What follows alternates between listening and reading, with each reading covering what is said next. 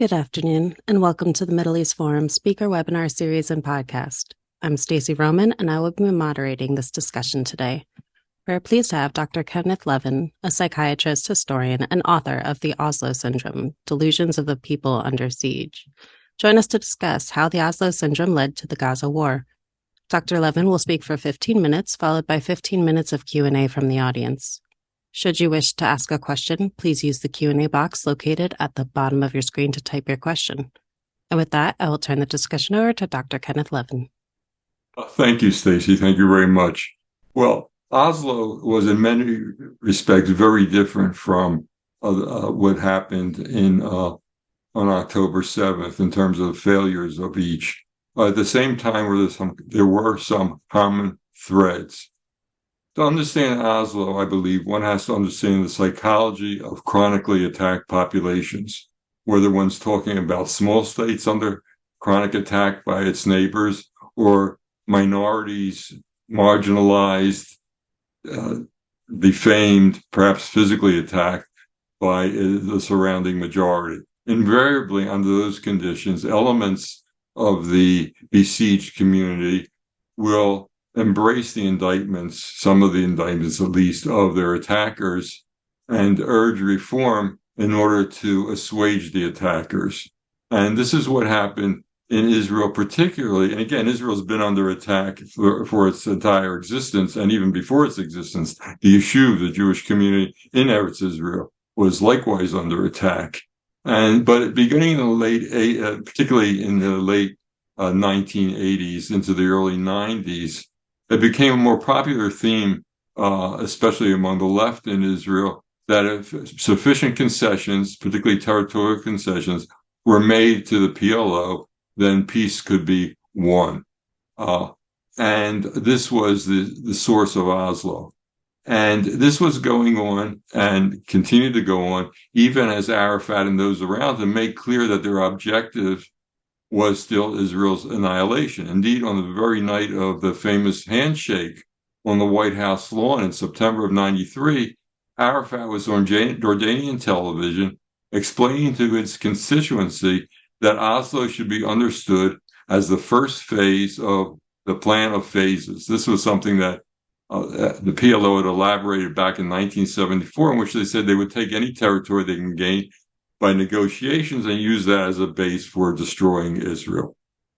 Despite this, Israel went along with it. What is the idea? What's behind this kind of accommodation of attackers? Well, it's the hope of having control, the wish to have control, delusional wish typically, of having control over circumstances in which they have no control. Now, Israel at its best could be strong enough to deter attack and can be strong enough to defeat attack when deterrence fails, but has no capacity, never has had the capacity to force peace or entice peace from the Arab world. Peace will come when on the Arabs' timetable, not Israel's. In terms of Oslo, there was not only the acknowledgement by Arafat and the constant drumbeat by Arafat and those around him, and by his media, mosques, and schools once he entered the territory and gained control of media, mosques, and schools, that the goal was Israel's annihilation. But there was also an increase in terror. From 94, when he entered Gaza, until the fall of the Labor Meretz government that had choreographed Oslo, Israelis were being killed at a rate 2.5 times that, approximately that, of the entire period from 67 to 93. Still, Israel went along with it. Now, there was never any perception of Hamas as a potential peace partner. On the contrary, during the Oslo years, for example, it was seen as Hamas was the bad guy, Arafat was the peace partner, and somehow Israel strove to attribute all the terror to Hamas and to the other Islamist groups in Gaza, even though Israelis knew and Israeli leaders knew that the PLO and then the PA at that point and Hamas were colluding in terror. And Arafat was open in praising the terror. still Israel continued. What was the attitude and the treatment of Hamas? Now, Hamas took control of Gaza in 2007. Of course, Israelis had withdrawn in 2005. But at that point, again, Israel had no idea, no comprehension, no delusion of being able to win Hamas to peace. In fact, the Hamas charge is very explicit. Not only does it demand the killing of all Israelis, but the killing of all Jews, and declares this to be a religious obligation. At the same time, Oslo had fallen apart, and with the terror war that Arafat launched in 2000, if you look at the total number of killed, in fact, in the terror war between 2000 and 2003, and those that had been killed from the start of Oslo until 2000, you're talking about numbers that are in some ways comparable to those who just died on October 7th. We're talking, of course, a 10-year period, not a one-day period, but you're still talking about 1,400, 1,500 people approximately. And that had shifted with the terror war starting in 2000. That had shifted Israeli opinion to the right. So there is even less of a reason, less of an appetite for seeing Hamas as other than what it was, a genocidal anti-Semitic organization. But there were various reasons that Israel was reluctant, with some understandable basis to them. Israel was reluctant to go in and wipe out Hamas as its current objective is after October 7th. First, it was thought, well, so Israel would spill blood, take over Gaza again, and what? Administer it? It did not want to be responsible for the lives of 2 million Arabs in Gaza. And so that wasn't a very appetizing prospect. An alternative was to take it over and hand it to the PA. So, but that would be exchanging one genocidally anti-Semitic group for another. And that certainly wasn't appealing prospect. The third possibility was to take it over, again, spill a lot of blood in doing so, presumably, and hand it to an international body, international administrators, an international force, military force that would serve as a barrier between Gaza and Israel. But that, in some sense, was the even worse possibility. Israel's had horrible experience with international bodies.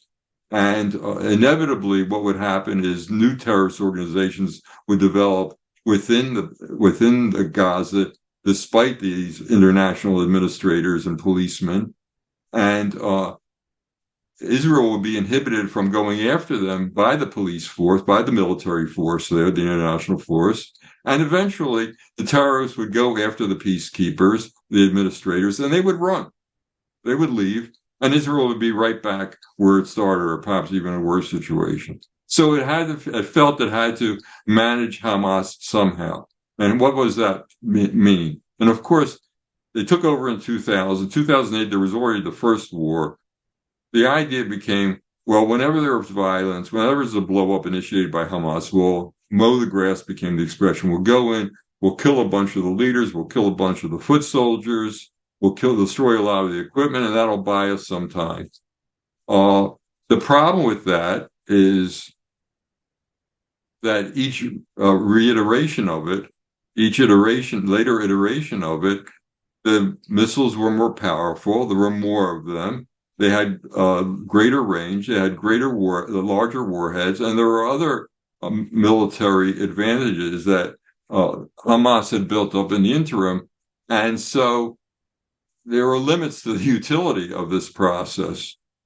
But in addition to that military approach, there was also the notion, as there was with the PA, that the Hamas can be incentivized not to attack Israel. And this incentivization is another element that's a legacy of Oslo. It was along with saying, well, we'll make territorial concessions to the PA and buy peace that way.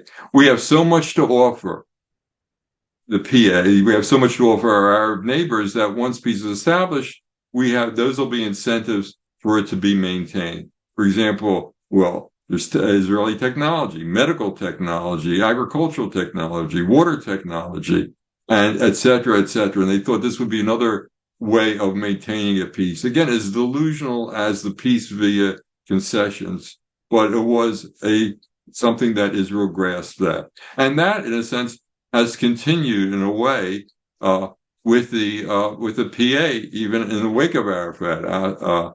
Abbas is a companion of Arafat. He believes everything that Arafat believed, basically.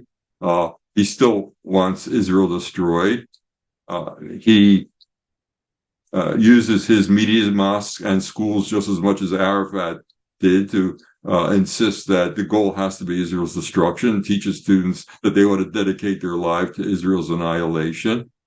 But Israel allows Western funds, European funds, American funds to pour in, much of which is stolen, of course, by Arafat and those around him, a very corrupt regime, and winds up in these people are worth billions, literally, they and their families, and the money winds up in Swiss bank accounts.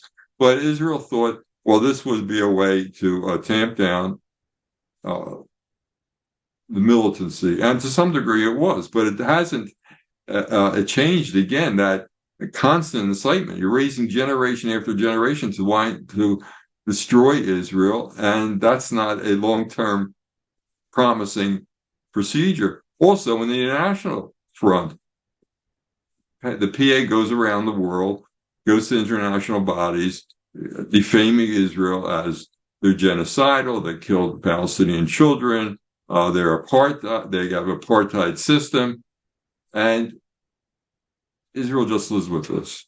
Well, with Hamas, they tried essentially the same approach, that they would allow money to pour into Hamas, and Hamas is corrupt as well. They would allow money to pour into the Gaza via the Hamas is a Muslim Brotherhood organization, as you know. Its fellow Muslim Brotherhood organization, the state of Qatar, is allowed to pour huge amounts of money via Israel via Israel's permission into Gaza.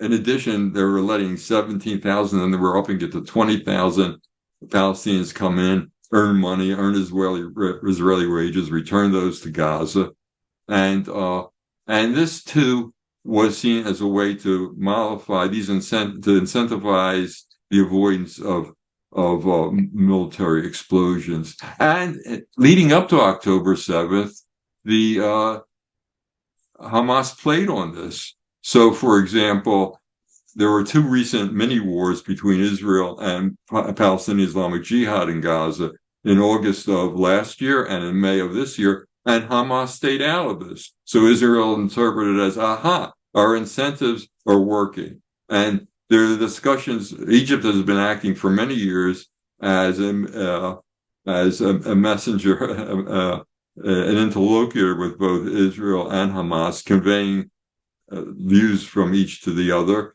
And Hamas was making sounds to Egypt that, yes, they were ready for a long-term ceasefire or whatever you want to call it. And in addition, a month ago or so, Hamas started firing,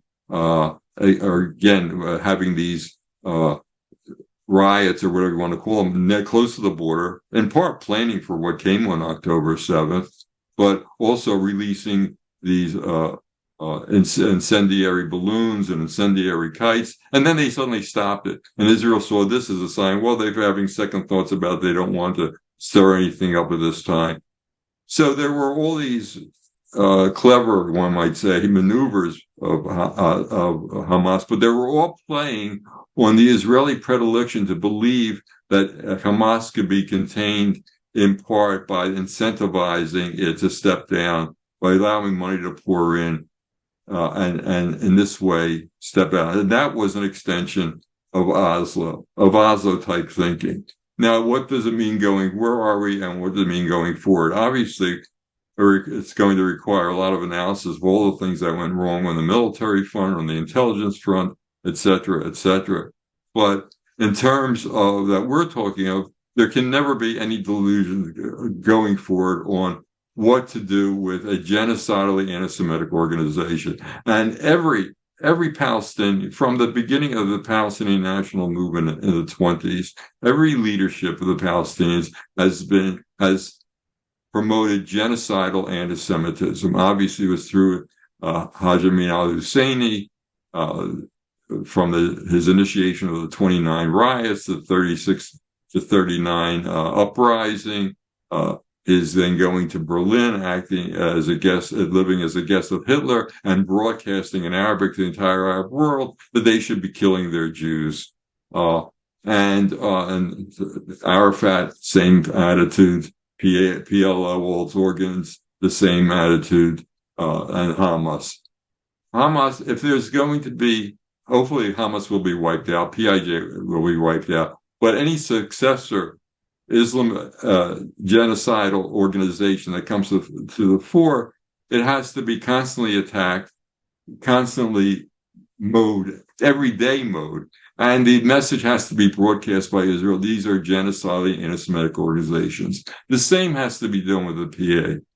It is no Israeli official should mention the word Palestinian leader, name a Palestinian, without referring to the genocidally anti-Semitic representative of the Palestinian Authority. It is insane that the PA goes around the world defaming with its adjectives, every reference to Israel. Again, apartheid, genocidal, they kill our children. But Israel says nothing about the PA, even though it has much basis for doing so. It is a genocidally anti-Semitic organization. In addition, it says something about going back to the failures of Oslo and a continuation of those failings and how they affect Israel. It is a national disgrace that it requires an NGO like Palestinian Media Watch to report to Israelis and to the world what is said by Palestinian leaders, what is said in Palestinian media and Palestinian mosques and Palestinian schools, and the focus on having to kill Jews and destroy Israel. No major media organization in Israel covers it. It's a disgrace. Not the electronic media, including the state-financed electronic media, not the print media in Hebrew or in English. It requires an NGO to do that. That has to change, at least in the government-controlled media, where the government has some say. Beyond this, going forward, again, we'll have to see what the investigations post-war look like. But I've given you some thoughts about the commonalities, the overlap, and be glad to answer questions or discuss whatever anyone has to offer. Thank you. Wonderful. Thank you so much for your presentation. The first question comes from Paul saying, I've encountered, to my horror, some who are trying to equate what Hamas has done with the Warsaw Uprising. Can you point me to any references which effectively refute this delusion? Well, it's so absurd for me. The Warsaw Uprising was against the genocide. It was the Jews fighting a genocidal organization then, as now. If you want to compare it, and the Jews in Europe never targeted civilians. The Jews in their uprisings, whether the people in the ghettos who were able to initiate some fights, or in the camps, or in the woods, they weren't targeting civilians. It's an insane comparison. I don't know what more to say about it. Absolutely. That's all that needs to be said. Deborah Glazer asks, do we need to acknowledge that secular Israelis, and I'll go even further and say pretty much anyone who isn't a practicing radical Islam, don't understand the hold that radical Islam has on the Palestinian population? Is it difficult for these people to acknowledge the zeal with which Islamists practice and adhere to their faith, which calls for jihad against infidels? The short answer is yes. It is difficult. And it's not just the Islamists. it's also the sort of pan-Arab nationalist forces, and the PA comes more out of that framework, although because the Islamists have been on a march for several decades, more so than previously when Nasser type nationalism was more at the fore. The PA has invoked religion more than it did earlier in its earlier iterations. But the answer is none of the secular Israelis, certainly with regard to the Islamists, but even to some degree with regard to groups like the PA, do not fully comprehend the determination, the focus, the objective of annihilating Israel and more broadly of genocidal anti-Semitism. They do not believe, they don't want to, but here there's a psychological component that they don't want to believe it. Because the genocidal, if it's fully acknowledged, just as it was never fully acknowledged around Oslo, if it's fully acknowledged, then one has to acknowledge as well that there's no way to placate it. There's no way to tamp it down. There's nothing you can do against it. And again, they don't want to be stuck with that helplessness. So they say, well, it's really not that they want to kill all of us. It's really that they want what they see as injustices done to them corrected. So again, if we give them some territory or acknowledge that we were wrong in this or wrong in that, they can be placated. Or they can be placated again. If we provide them with money, we can incentivize them. If we allow money to pour into them, especially the corrupt among them, and they're all corrupt, somehow the corruption is an alternative to their dedication to killing Jews. Well, it's not an alternative. You can want to kill Jews and also want to have a Swiss bank account.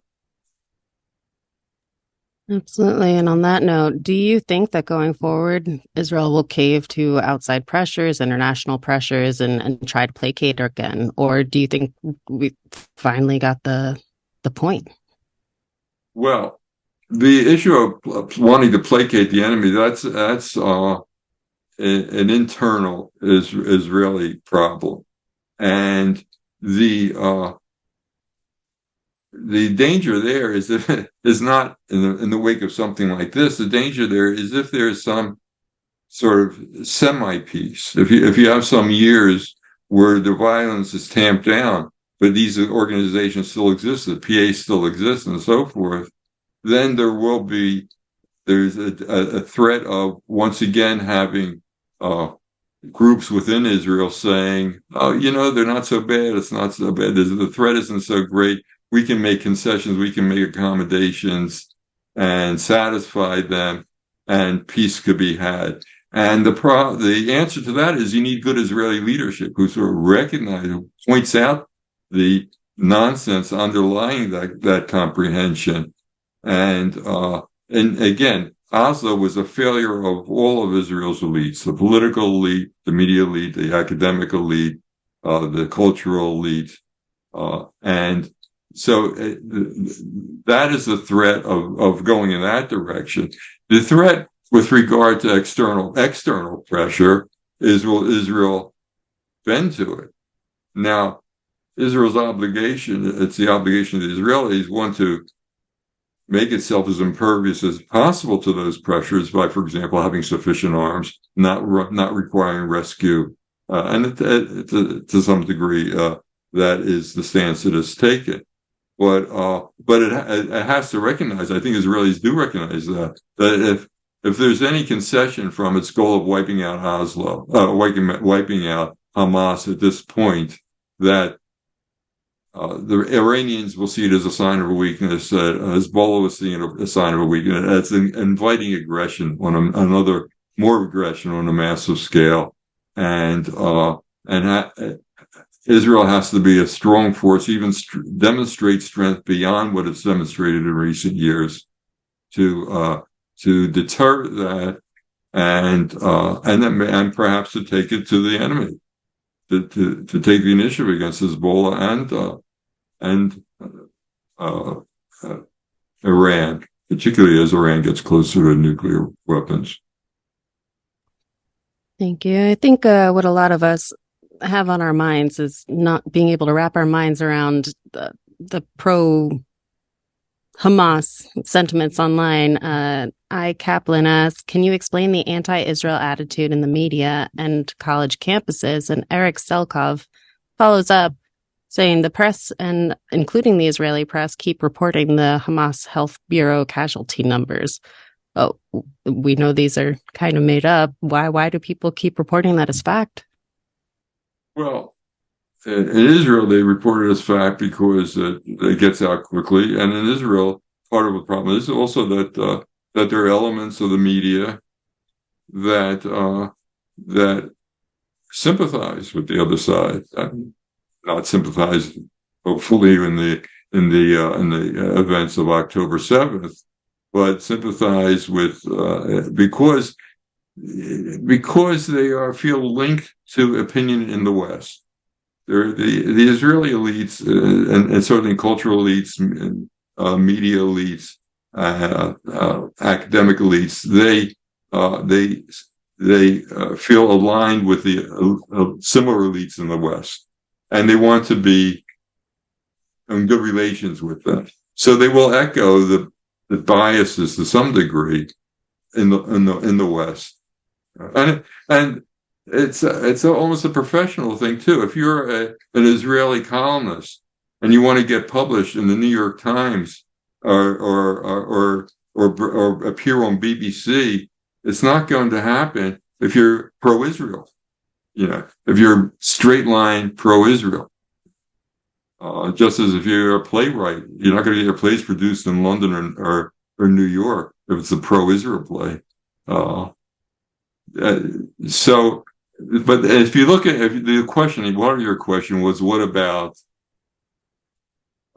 why is it happening on American campuses, for example? Well, first of all, one part of it is a lot of it is led by Arab Americans or Arab students who are not Americans but are come to American universities, and there's a huge amount of Arab money that pours into American universities, particularly Qatar. Qatar is by far the largest contributor, and part of that contribution is aimed at generating anti-Western, anti-Israeli, and anti-Jewish opinion. And there was a period, just a few years ago, maybe a 3, 4, 5 year period, when they put over $1 billion into American universities, and they come with strings. The American universities love to get that money. They also love to get the tuition, where these Arab students' tuitions are paid for, and so at full tuition, they don't have to put scholarship money into them and so forth. And a lot of the leaders, SJP is obviously an Arab-run organization, which is at the center of a lot of what goes on in camp, anti-Semitic, anti-Israel demonstrations, attitudes generated on campuses is led by Arab students. Some of them are American citizens, a lot of them are foreign students. And in addition, there's this alliance with Black radicalism in the States. There's alliance with the Soviet style, which is still popular on American campuses. American campuses, to a large degree, one of the last bastions of Soviet